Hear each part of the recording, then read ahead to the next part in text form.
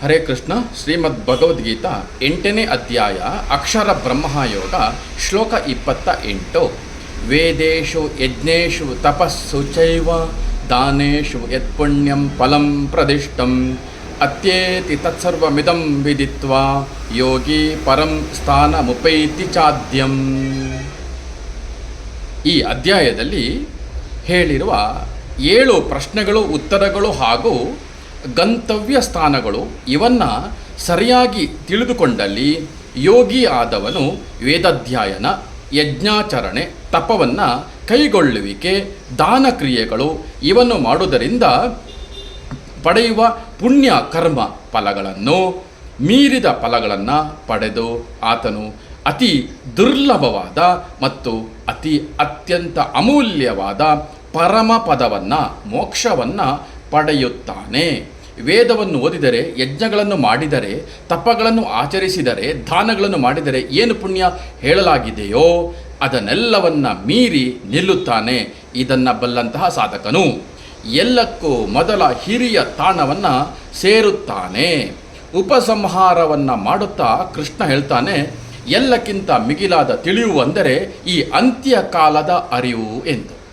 ಸಮಸ್ತ ಶಾಸ್ತ್ರದಲ್ಲಿ ಯಜ್ಞ, ದಾನ, ತಪಸ್ಸು ಅದರ ಮೂಲಕ ಏನು ಪುಣ್ಯವನ್ನು ಹೇಳಿದ್ದಾರೋ ಈ ಅಂತ್ಯಕಾಲದ ಸಾವಿನ ರಹಸ್ಯದ ಅರಿವು ಈ ಎಲ್ಲ ಪುಣ್ಯಗಳನ್ನು ಮೀರಿ ನಿಲ್ಲುತ್ತದೆ. ಆದ್ದರಿಂದ ಎಲ್ಲಕ್ಕಿಂತ ದೊಡ್ಡ ಸಾಧನೆ ಅಂತ್ಯಕಾಲದ ಚಿಂತನೆ. ಈ ಕಾರಣದಿಂದ ಬದುಕಿಗಿಂತ ಸಾವಿನ ಬಗ್ಗೆ ಹೆಚ್ಚು ಚಿಂತನೆಯ ಅಗತ್ಯವಿದೆ. ಸಾವು ಅಮಂಗಳವಲ್ಲ. ಸಾವು ದುಃಖದ ಅನುಭವ ಎನ್ನುವುದು ನಮ್ಮ ಭ್ರಮೆ. ದೇಹದ ಒಳಗಿರುವ ಭೌತಿಕ ಶರೀರದ ಎಲ್ಲ ಯಾತನೆ ಜೀವಕ್ಕೆ ಅಂಟಿಕೊಂಡಿರುತ್ತದೆ. ಸಾವು ಎಂದರೆ ಈ ಸ್ಥೂಲವಾದ ಶರೀರದಿಂದ ಬಿಡುಗಡೆ. ಆದ್ದರಿಂದ ಸೂಕ್ಷ್ಮ ಶರೀರದಲ್ಲಿರುವ ಜೀವ ಪಂಜರದಿಂದ ಹೊರಬಂದು ಮುಕ್ತವಾಗಿ ಆಕಾಶದಲ್ಲಿ ಹಾರಾಡುವ ಪಕ್ಷಿಯಂತೆ. ಈ ಕಾರಣದಿಂದ ಸಾವಿನ ಭಯವನ್ನು ಬಿಟ್ಟು ಕೊನೆಯ ಕ್ಷಣದಲ್ಲಿ ಮಾಂಗಲಿಕವಾಗಿ ಎತ್ತರಕ್ಕೆ ಏರುವ ದೇವತಾ ಅನುಸಂಧಾನ ನಿರಂತರವಾಗಿ ನಮ್ಮ ಬದುಕಿನಲ್ಲಿ ಇರಬೇಕು.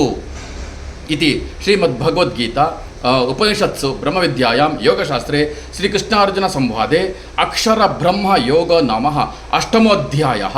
ಬ್ರಹ್ಮವಿದ್ಯೆಯನ್ನು ತಿಳಿಸುವ ಯೋಗ ಶಾಸ್ತ್ರ ವಿಷಯಕವಾದ ಶ್ರೀಕೃಷ್ಣಾರ್ಜುನನ ಸಂವಾದ ರೂಪದಲ್ಲಿರುವ ಶ್ರೀಮದ್ ಭಗವದ್ಗೀತೆ ಎಂಬ ಉಪನಿಷತ್ತಿನಲ್ಲಿರುವ ಅಕ್ಷರ ಬ್ರಹ್ಮ ಯೋಗ ಎಂಬ 8ನೇ ಅಧ್ಯಾಯವು ಪೂರ್ಣಗೊಂಡಿತು.